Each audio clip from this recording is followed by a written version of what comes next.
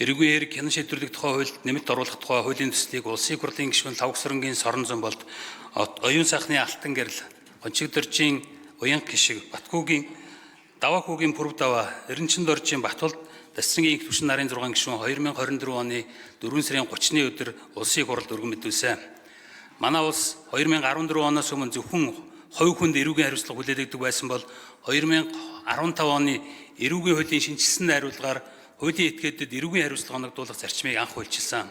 Улмаар 2017 оны эрүүгийн хэрэг хянан шийдвэрлэх тухай хуулийн зорилгод гэмт хэрэг үйлдсэн хүн хуулийн этгээдийг олж тогтоон шударгаар ял оногдуулах гэж тусгасан. Мөн хуулийн 20 дугаар бүлгээр хуулийн этгээдэд холбогдох эрүүгийн хэрэг хянан шийдвэрлэх ажиллагаатай холбоотой тусгайлсан бүлэг оруулж хуулийн этгээдийн гэм бурууг тогтоож түүнд эрүүгийн хариуцлага оногдуулах асуудлыг процессын хувьд тодорхой хэмжээнд зохицуулагдсан.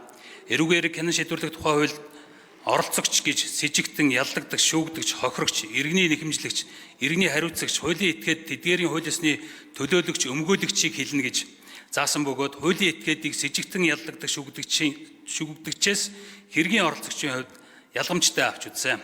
Хэдий тийм боловч эрүүгийн хэрэг хянан шийдвэрлэх тухай хуульд сэжигтэн, яллагдагчид хамаарах зарим зохицуултыг хуулийн этгээдэд нэгэн адил хэрэглэх байдлаар ерөнхийдөө тусгасан ба хуулийн этгээдийн онцлог тохирсон журам бүрэн тусгагдаагүй. Тэдгээрийн нэг нь хуулийн этгээдэд авах тасан сэргийлэх арга хэмжээний зохицуулт юм а. Дүүнчлэн мөрдөн шалгах ажиллагааны журамдч хуулийн этгээдийн субъектийн онцлог тохирсон наривчилсан зохицуулт дутмаг байна. Тодруулбал эрүүгийн хэрэг хянан шийдвэрлэх тухай хууль заасан хуулийн этгээдэд тодорхой үйл ажиллагаа явуулах эрхийг төдөлгөлзүүлэх тасан сэргийлэх арга хэмжээ авахтай холбоотой журамд тасан сэргийлэх арга хэмжээ авахдаа харгалзах нөхцөл, хугацаа үндэслэл, тасан сэргийлэх арга хэмжээ хүчингү болгох, хугацаа сунгах журам зохицуулагддаг байна.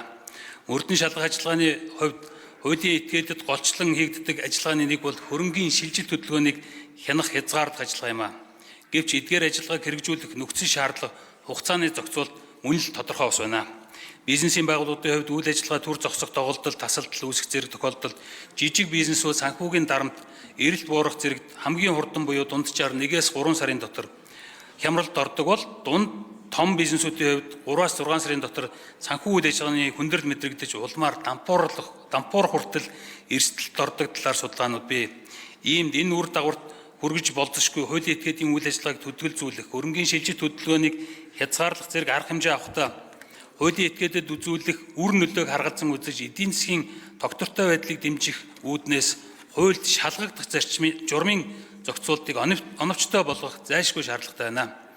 Эрх хязгаарлах арга хэмжээний процессын тодорхой байдлыг хангах нь Монгол Улсын үндсэн хууль болоод эрүүгийн хэрэг хянан шийдвэрлэх тухай хуулийн зарчимд бүрнээ нийцэх ба хэм хэмжээний бус байдлаар иргэн хуулийн этгээдийн эрх зүйн байдлыг дордуулахаас урьдчилан сэргийлэх, шударга шүүхээр шүүлэх эрхийн биелэлтийг хангах суурь болно. Энэ зорилгоор Монгол Улсын засгийн газрын үйл ажиллагааны хөтөлбөрт хүний халдашгүй чөлөөтэй байх эрхийг баталгаажуул, шүүхийн шийдвэргүйгээр баривчлах, цагдан орох, иргэний эрхийг хязгаарлах ажиллагааг зогсоон хүний эрхийг хамгаалах процессын шударга ёсыг хангах мэрэгжлийн байлгах чиглэлд эрүүгийн хэрэг хянан шийдвэрлэх тухай хууль болон холбогдох хуулиудыг бүрэн процессжуулан хуульчлахаар тусгасан. Түүнчлэн Монгол Улсын үндсэн хуулийн зэцсийн 2025 оны 7 дугаар дүгнэлтээр цагдан хорих тасан сэргийлэх арга хэмжээний талаар авч хэлцэхдээ хүний эрхийг хязгаарлах зохицуултын үндэслэл журам хууль тодорхой тусгагдаагүйгээс төр хуулийн процессын тодорхой байдлыг хангах үндсэн хууль заасан үүргээ биелүүлээгүй байна гэж дүгнэсэн. Эдгээр практик хэрэгцээ шаардлагад үндэслэн хууль хяналтын байгууллагууд болон иргэний нийгэм, судалгаа, хувийн ишлийн төлөөллийн байгууллагуудаас ирүүлсэн санал, мэдээлэл болон бусад улсын сайн туршлага зэргийг харгалзан эрүүгийн хэрэг хянан шийдвэрлэх тухай хуульд оруулах тухай хуулийн төслийг боловсрууллаа. Хуулийн төсөлд хууль тогтоомжийн тухай хууль заасан хуулийг хэрэгжүүлэх, хяналт тавих чиг үүрэг бүхий байгууллагууд болох цагдаагийн ерөнхий газар, улсын ерөнхий прокурорын газар, Монгол Улсын дээд шүүх, авилгатай тэмцэх газрын саналыг авсан бөгөөд хуулийн төслийн олон нийтийн хилцүүлэгт хууль хэрэгжүүлэх байгууллагуудаас гадна хүний эрхийн үндэсний комисс, өмгөөлөгчдийн холбоо, хуульчдын холбоо, Монголын үндэсний худалдаа аж үйлдвэрийн танхим болон аж ахуй нэгжүүдийн төлөөллийг хамруулсан болно.